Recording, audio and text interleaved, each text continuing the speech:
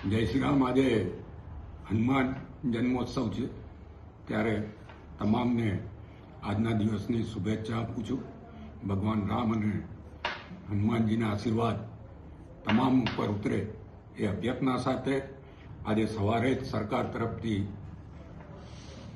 ગઈકાલે જે મુખ્યમંત્રીએ જાહેરાત કરી હતી અને આજે અમારી પાસે જે પરિપત્ર મોકલવામાં આવ્યો છે કે બાયલી વિસ્તારની 3 અને 4ના કેટલાક વિસ્તારોમાં જે લોકોની લાગણી અને માંગણી હતી અને 22ની ચૂંટણીમાં બાયલી ખાતેની જાહેર સભામાં મેં જાહેરાત કરી હતી કે બાયલીમાં અસાનદારો આવશે.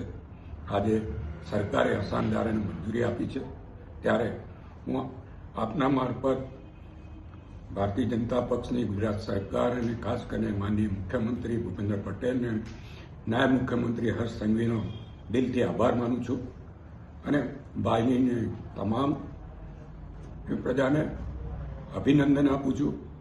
ભવિષ્યમાં સમગ્ર બાયલી વિસ્તાર આસાનદારામાં સમાવેશ થાય એના માટેના પ્રયત્નો પણ અમારા ચાલુ રહેશે એવી ખાતરી પણ આપું છું.